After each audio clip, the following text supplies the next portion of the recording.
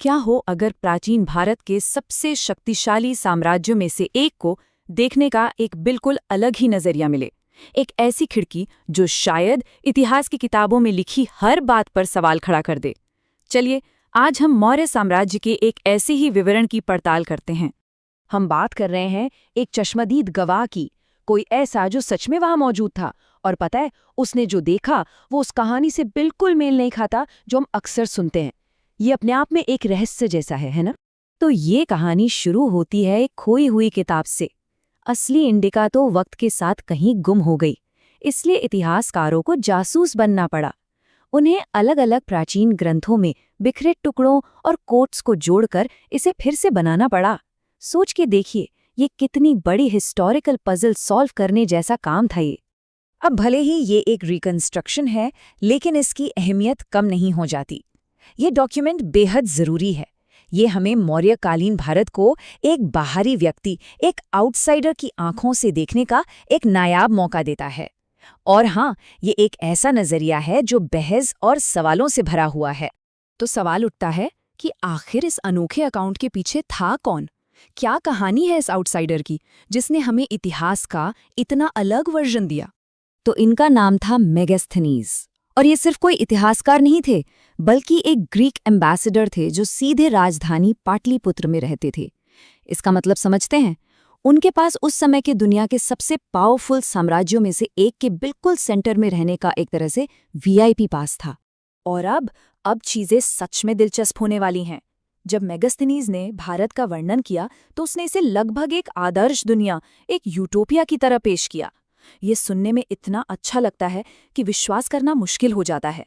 मेगास्थनीज ने जिस जगह के बारे में लिखा उसे जम्बू द्वीप कहा, जो उस समय भारत के लिए एक प्राचीन नाम था। और उनके अकाउंट के मुताबिक ये जगह ऐसी थी जहां कभी अकाल नहीं पड़ा, संसाधनों की कोई कमी नहीं थी और लोग कमाल के ईमानदार थे। सही मायने में ये समृद्धि और सद्गुणों की धरती थी। जरा इस बात पर गौर कीजिए। किसानों को इतना पवित्र माना जाता था कि युद्ध के समय में भी दुश्मन सैनिक उन्हें या उनकी फसलों को हाथ तक नहीं लगाते थे। ये उस समय कृषि को दिए जाने वाले गहरे सम्मान के बारे में बहुत कुछ बताता है। अच्छा, अब जमीन से आगे बढ़कर लोगों की बात करते हैं, और यहाँ मेगास्थनीज की बातें और भी हैरान करने वाली हो जाती हैं। उन्होंने जिस समाज का जिक्र किया वो उस 4 स्तरीय वर्ण व्यवस्था से बिल्कुल अलग था जिसकी हम उम्मीद कर सकते हैं। 4 वर्गों के बजाय मेगास्थनीज ने 7 वर्गों की पहचान की। सोचिए, 7 दार्शनिकों और किसानों से लेकर निरीक्षकों और सलाहकारों तक, हर एक की अपनी एक अलग और जरूरी भूमिका थी। ये मौर्य समाज का एक बिल्कुल ही अलग ऑर्गेनाइजेशनल चार्ट है। और यहाँ आती है सबसे बड़ी, सबसे चौंकाने वाली बात। उनके पूरे विवरण में 2 ऐसी चीज़ों का कोई जिक्र नहीं है जिन्हें हम अक्सर प्राचीन भारत से जोड़ते हैं: कठोर वर्ण व्यवस्था और गुलामी। उनका कहना था कि सभी लोग आज़ाद थे। तो ये हमें सोचने पर मजबूर करता है, क्या उन्होंने गलत समझा या फिर इतिहास हमारी सोच से कहीं ज़्यादा पेचीदा है? मेगास्थनीज ने हमें मौर्य राजधानी की भी एक बहुत ही डिटेल्ड तस्वीर दी, जिसे उसने पालिबोथरा कहा, यानी आज का पटना। और उनके हिसाब से ये कोई मामूली शहर नहीं था। बस इमेजिन कीजिए, शहर एक विशाल लकड़ी की दीवार से घिरा हुआ था, जिसे 57 अलग अलग मीनारों से मजबूत किया गया था।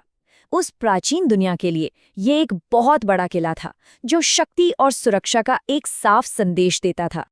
और उस विशाल दीवार के अंदर शहर में आने जाने के लिए 64 दरवाजे थे। 64! ये जरूर गतिविधियों, व्यापार और लोगों का एक बसलिंग सेंटर रहा होगा, जो इस मजबूत किलेबंदी के अंदर सुरक्षित था।